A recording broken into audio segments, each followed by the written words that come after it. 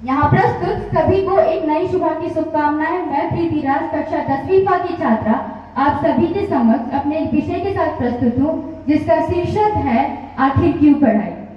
कोशिश रहेगी कि विषय की चर्चा जरा विस्तृत ना जाए और संक्षेप में ही वर्णन कर दूं। बहुत कुछ तो नहीं पर कुछ जरूर बता जाऊं। तो बढ़ती हूँ विषय की ओर, आखिर आदत क्यों नहीं लगी। अब मेरी बातों से थोड़ी अपनी बातों को भी मिलाकर देखना, शायद कुछ ना कुछ तो जरूर सीख लोगे। तो कभी मैथ्स की कठिन न्यूमेरिकल से सोचा है कि जीवन के कठिन कठिन परिस्थितियों को फेस करने का सॉल्यूशन मिल सकता है। तभी साइंस के हर जगह क्यों पूछने वाले सवाल ने कि अगर ये है तो क्यों है, वो है तो क्यों है।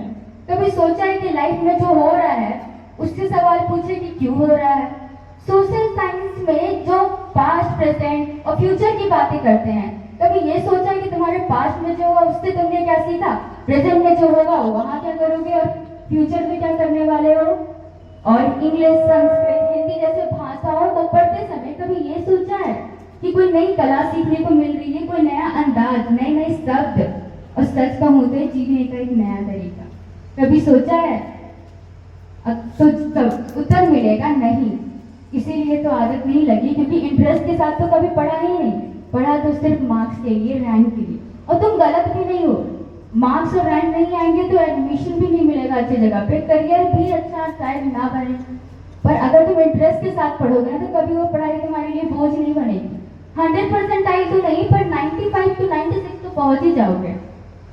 अब बढ़ती हूँ कि आखिर क्यों पढ़ाई। जस्ट ऐसे ही यूपीएससी का एक छोटा सा मीटअप था जहाँ पे एक बड़े ही फेमस टीचर अपने एक पिछले बैच के स्टूडेंट की स्टोरी सुना रहे थे। उन्होंने बताया कि उनका स्टूडेंट था, वो यूपीएससी का एग्जाम देने के बाद अपने पेरेंट्स को फोन करता है। वो कहता है काफी अच्छा किया एग्जाम और उम्मीद है कि परिणाम भी मेरे हित में आएगा और अच्छी रैंक तो मार्क्स तो मिल ही जाएगी।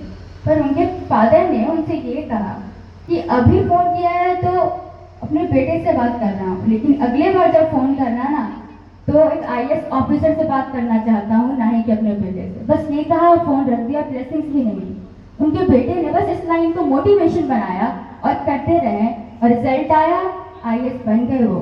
उनका इंटरव्यू था, लास्ट इंटरव्यू था, फिर से फोन किया बताने के लिए कि परिणाम आ गया है।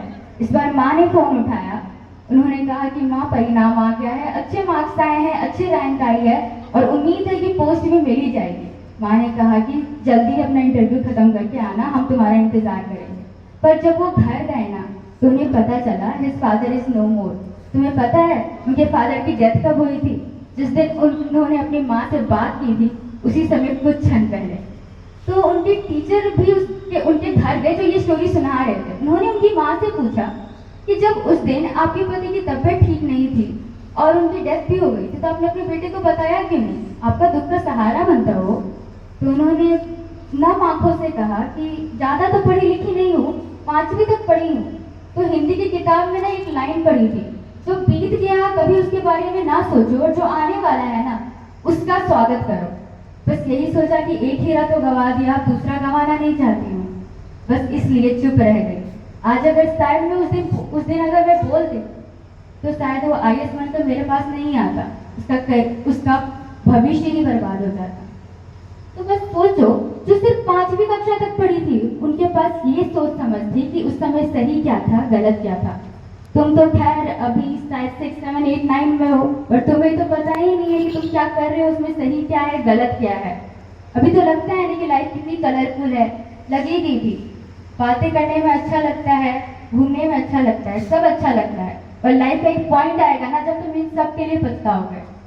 पर ये भी गलत नहीं है, स्कूल आना सिर्फ पढ़ना ही नहीं है, तुम्हें बातचीत करने की कला भी सीखती है। पर हर चीज़ की एक मर्यादा होती है। जब मर्यादा के पार हम चले जाते हैं ना तो वही हमें हानि कर जाती है। अभी तुम्हारे पास कई बहाने भी होंगे कि शायद ये था तो वो नहीं हो पाया, इसके वजह से वो नहीं हो पाया। तो कभी यूट्यूब पे जाकर ना एक बार सर्च करके देख लेना, या किसी भी सोशल मीडिया प्लेटफॉर्म पे, socially disabled student just appeared in the UPSC interview. कई ऐसे लोग हैं ना जो विजुअली इम्पेयर्ड हैं तब भी इंटरव्यू में बैठे रहते हैं। जस्ट थिंक अबाउट देम, क्या उनसे बड़ी है तुम्हारी प्रॉब्लम? छोटी छोटी प्रॉब्लम के लिए तुम अपने आप को एक्सक्यूजेस देके खुद ही पीछे खींचते हो, दूसरों को बोलते हो कि उनकी वजह से नहीं बन पाए। बस ये छोटी सी कोशिश थी कि शायद कुछ नहीं तो बहुत कुछ तो नहीं, कुछ ज़रूर बता जाऊँ। बस अंत करूँगी ये बोलते हुए, यदि समय है तो कदर करो, वरना बाद में तुम्हारी कदर नहीं करेगा। धन्यवाद, आपका दिन मंगल करे।